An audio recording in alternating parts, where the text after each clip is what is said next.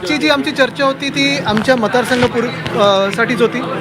तसं पाहायला गेलं तर वरळीतले जे आमचे स्थानिक विषय आहेत, मग सेंचुरी मिलची आमची ट्रान्झिट असो किंवा सेंचुरी मिलचं जे रिडेव्हलपमेंट आहे, तिकडच्या स्थानिकांना प्रत्येकाला घर मिळालं पाहिजे, ह्या सगळ्या गोष्टी, मग कुठे पाण्याचा प्रश्न होता, कुठे शाळेचा प्रश्न आहे, या विषयावर चर्चा झाली. तर वरळीचे आमचे सुनील शिंदेजी, मी, किशोरीताई आहेतच आणि आमचे सगळे नगरसेवक स्थानिक घेऊन आलेलो. मोकळ्या जागेचा खास मुद्दा चर्चेत आहे. आपण काही ठिकाणचे मुद्दे उपस्थित केलेले आहेत. त्या अनुषंगाने मोकळ्या जागेंचा लढा हा फार मोठा आहे.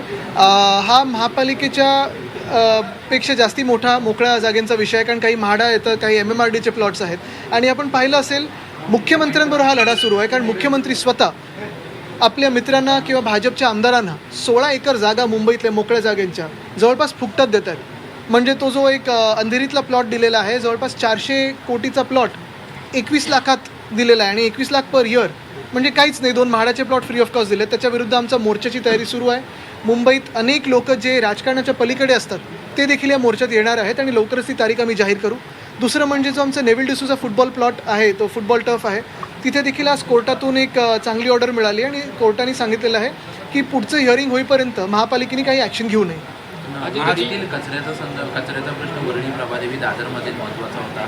कंत्राटदार बदलल्याने कचरा कंत्राटदार हा दिल्लीवरनं आला असं आम्हाला कळतं, एका मोठ्या मंत्र्याचा माणूस आहे असं आम्हाला कळतं. पण ह्याच्याही पुढे जाऊन महत्त्वाची गोष्ट म्हणजे आम्ही, आपल्याला आठवत असेल 2-3 दिवसापूर्वी मोठा एक मोर्चा काढला होता वॉर्ड पुरता, आणि आता जर तिथे काही हे थांबलं नाही तर आम्हाला मुंबईतून मोर्चा हा महापालिकेवर आणायला लागेल. आदित्यजी, तुम्ही एकीकडे मुंबई महानगरपालिकेत येतात, विविध विषयासंदर्भात बैठक आहेत, दुसरीकडे तुमच्या निकटवर्ती एकीकडे असणारे सचिन नाईक देखील ॲक्टिव्ह झालेले आहेत मुंबईच्या प्रश्नांसंदर्भात आणि नगरसेवकांच्या बैठका देखील घेतात.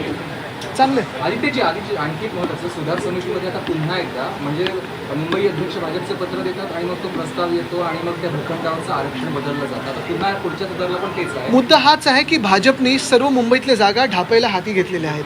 आपण पाहिलं असेल 16 एकर असतील किंवा आमचं फुटबॉलचं टर्फ असेल किंवा कुठे कुठे अजून काय काय, प्रभादेवीमध्ये देखील मध्यंतरीच्या काळात आम्ही पाहिलं असेल महेश सावंतजी असतील, निशीजी असतील, या दोघांनी तिथे लढा दिला. अनेक मोकळी मैदानं आता बिल्डरांच्या घशात घालायची, कॉन्ट्रॅक्टरांच्या घशात घालायची, हा डाव जो बीजेपीने साधलेला आहे त्याला आम्ही हाणून पाडणार म्हणजे पाडणारच. मोठं आंदोलन कितीही मोठं असलं तरी ते आम्ही करू. मुंबई गोवा महामार्गाविषयी तुम्ही आज ट्विट केलं. कंत्राटदारांनी काल राज ठाकरे यांनी देखील पाहणी केली आणि त्याबद्दल राजकीय हस्तक्षेप आहे, त्यानंतर आज तुम्ही ट्विट मी मुंबई गोवा महामार्गासाठी किंवा इतर महामार्गांसाठी साधी सूचना दिलेली आहे की खड्डे बुजवायला इथेनॉलचा वापर करा, लवकर बुजतील. कमीत कमी खिशातले खड्डे तरी त्यांच्या कमी होतील. आदित्यजी, राष्ट्रवादी शरद पवार गटाच्या खासदारांनी आज दिल्लीमध्ये पंतप्रधान नरेंद्र मोदी यांची भेट घेतलेली आहे. कसं या सगळ्या नाही, आम्ही छोटी लोक, तर आम्ही आयुक्तांना भेटायला येतो. तो हिंदी में जानना चाहेंगे, आज आपने BMC कमिश्नर से मुलाकात की है, क्या विषय था, क्या है? आज बहुत सारे हमारे वर्ली के जो लोकल इश्यूज थे उस पर बात हुई, चर्चा हुई. वर्ली के विधायक, मैं, सुनील शिंदे जी और सारे हमारे जो नगर निगम के जो सांसद हैं वही, जो सभासद हैं वही, उनको लेके आया था और जो लोकल इश्यूज थे उस पर बात हुई.